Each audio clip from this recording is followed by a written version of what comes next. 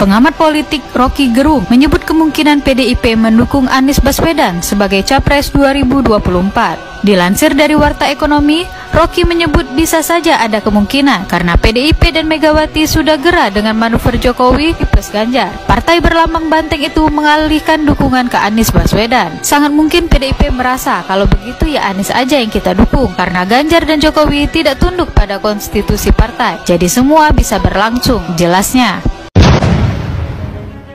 Loyalis Anies Baswedan Eko Widodo menantang PDIP untuk memecat Presiden Joko Widodo lantaran keluarganya dinilai berbeda haluan politik. Diketahui, Kaisang Pangarep yang juga putra bungsu Presiden Jokowi tengah berfoto bersama Ketum PSI Giring Ganesa. Apakah PDI Perjuangan berani memecat Jokowi karena Kaisang malah ke PSI? Jangan beraninya cuma sama pengurus daerah saja. Kalau memang Megawati konsisten, Jokowi harus dipecat, tulisnya. Imbas dari manuver berani Nasdem mendukung ex-gubernur DKI Jakarta tersebut, kubu istana mulai mengirim sinyal. Dalam acara HUT Golkar ke-58, Presiden Jokowi dengan gamblangnya memberi sentilan pedas di hadapan sang ketum Nasdem Surya Paloh. Dan berikut ini sudut pandang akan mengulasnya.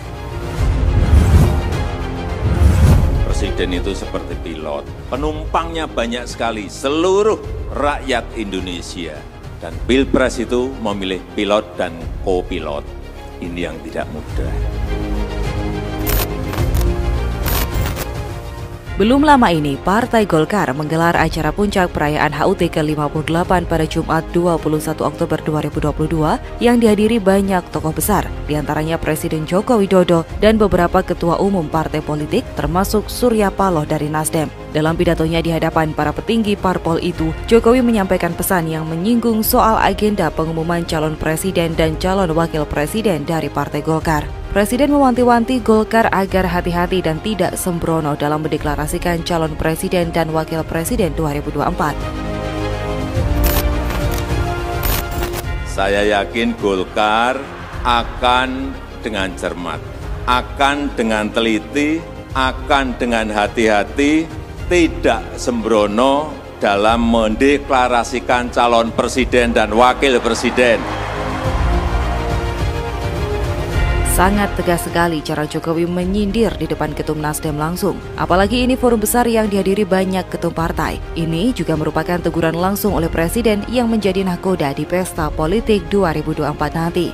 Setelah itu, Jokowi terekam mengungkap pesan mengambang lain berkaitan dengan dukungan Golkar untuk pencapresan. Kepala negara awalnya berbicara soal nama ketum Golkar Erlangga Hartarto yang diteriaki kader sebagai Capres 2024 saat momen perayaan HUT ke-58 Partai Berkelir Kuning itu. Namun, Jokowi tetap meyakini Golkar memilih sosok yang tepat menjadi Capres atau Cawapres 2024. Meskipun tadi saya lihat sudah teriak semua Pak Erlangga Hartarto. Dan saya juga meyakini bahwa yang akan dipilih oleh Partai Golkar, Capres maupun Cawapres, ini adalah tokoh-tokoh yang benar. Silahkan terjemahkan sendiri.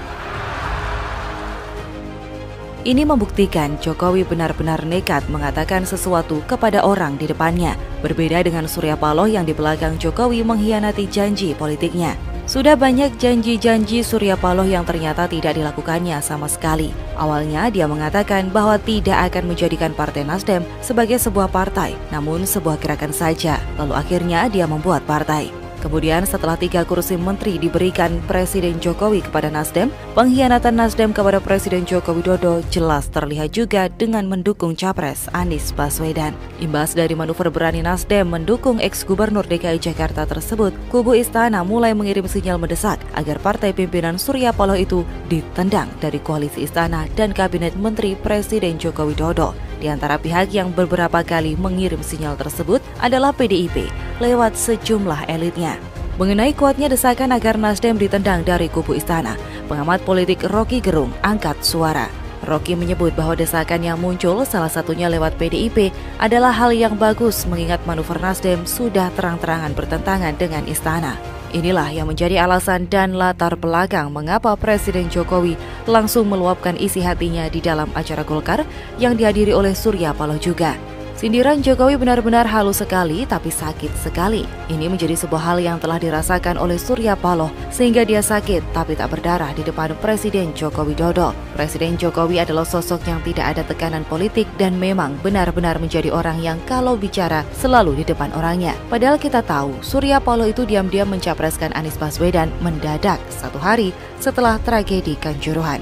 Hal ini menjadi bukti bahwa memang di dalam politik tidak ada yang setia. Mungkin saja nanti Golkar bisa berkhianat, tapi sampai sekarang belum ada indikasinya. Tapi yang pasti yang sudah berkhianat adalah Nasdem yang membuat Presiden Jokowi harus menunjukkan di depan Surya Paloh. Ketidaksetujuan dari Presiden Joko Widodo terlihat jelas sekali dan ketidaksukaannya sangat amat nyata. Inilah polarisasi politik yang terbentuk karena Anies Baswedan. Presiden Jokowi itu pecatur ulung yang tidak bisa sembarangan diajak main dan juga diajak bercanda. Apalagi kalau ngomongin hari depan bangsa dan negara. Jokowi memang tipe orang yang sukar ditebak. Ketika orang berpikir Jokowi akan melakukan A, maka tiba-tiba bisa muncul variasinya berupa A1, A2, A3, dan seterusnya. Atau malah bisa ganti menjadi B, C, D, atau E. Kelihatannya gampang sekali Presiden Joko Widodo mempertontonkan ketidaksukaannya di hadapan Surya Paloh. Dan apa yang dilakukan Presiden Joko Widodo adalah tindakan yang sangat tepat. Jangan main-main sama Presiden Joko Widodo. Bro, Ganjar atau Puan? Ganjar, bro. Ganjar atau Ridwan Kamil? Ridwan Kamil lah. Ridwan Kamil atau Anies Baswedan? Ridwan Kamil. Ridwan Kamil atau Gibran Rakabuming? Ridwan Kamil, bro. Ridwan Kamil atau Prabowo? Prabowo. Ganjar atau Puan? Ganjar. Ganjar atau Ridwan Kamil? Ganjar. Ganjar atau Anies Baswedan? Anies Baswedan. Anies Baswedan atau Gibran Rakabuming? Anies Baswedan. Anies Baswedan atau Prabowo? Prabowo. Kenapa? Kayaknya umur nggak bisa ngalahin pengalaman ya. Pengalaman harus didapat dari umur. Okay. Jadi pemimpin Indonesia harus yang punya jenjang panjang. Siap, thank you.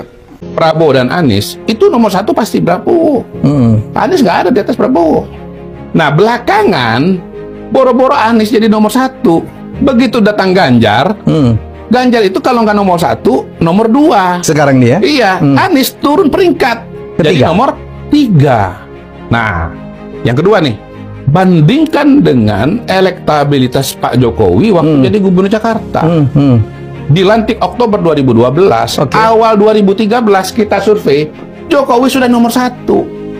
Hanya dalam 6 bulan saja, Jokowi nomor 1. Nah, Anies Baswedan sudah hampir 5 tahun, belum nomor 1, malah turun peringkat jadi nomor 3. Anies gagal sebagai gubernur Indonesia. Kan katanya gubernur DKI itu gubernur Indonesia kan? Karena ya exposure sebagai gubernur Jakarta itu bersifat nasional kan begitu kan. Gagal dia. Anies akan kalah. Kalau Prabowo bergabung dengan Ganjar, per data hari ini secara hipotetis kemungkinan Anies kalah. Pak Willy, kalau sampai Ganjar bergabung dengan Prabowo, calonmu akan kalah. Gimana pendapat Nasdem? Ya, Bang, kami ini dilatih untuk malam bermimpi memenangkan pertarungan dan bangun pagi bekerja secara totalitas untuk memenangkan pertarungan. Ya. Itulah moralitas setiap orang yang terjun dalam pertarungan. Itu idealnya begitu. Bukan kenyataannya ideal, bagaimana? Moralitas. Oke. Ya, artinya kan itu pertanyaannya survei, jika pemilu hari ini dipasangkan Ganjar Pranowo dan Prabowo kan? Prabowo. Kan hari ini. Pemilu kita 14 Februari 2024. Nah, ada waktu. Jadi tentu ini siapapun yang berlaga adalah putra-putri terbaik bangsa. Dan kemudian siapapun yang menang, itu adalah menang rakyat. Karena itu pilihan mayoritas dari rakyat. Tugas sejarah kami di partai politik adalah memastikan kandidat kami menang dengan cara-cara yang Apa kehebatan Anies? Apa kehebatan beliau? Anies ini kalau bagi saya ini kebetulan ketua Dewan Mahasiswa UGM. Anies itu ketua SMPT, Senat Mahasiswa Perguruan Tinggi UGM. Itu bagi kami aktivis pro-demokrasi, dialah benchmarking untuk memimpin bangsa. Seorang yang memiliki kapasitas, integritas. Anies adalah intelektual organik yang benar-benar mendedikasikan dirinya untuk kemajuan peradaban, memiliki retorika yang baik, memiliki jejak rekam yang baik, dan ini adalah sebuah historical republikan yang berlanjut. Jadi Anies adalah orang yang mendedikasikan dirinya, Indonesia mengajar, kepada kebajikan-kebajikan republik. Terima kasih. Ini orang paling.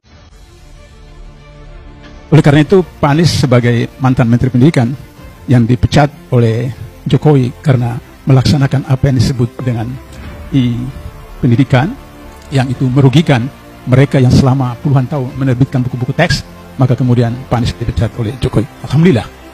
Jadi itu adalah satu musibah yang mendatangkan hikmah. 6 elit yang berpengaruh perpolitikan Indonesia tahun 2023. Pertama, Megawati Soekarno Putri. Megawati adalah anak kedua Soekarno, Presiden pertama Indonesia.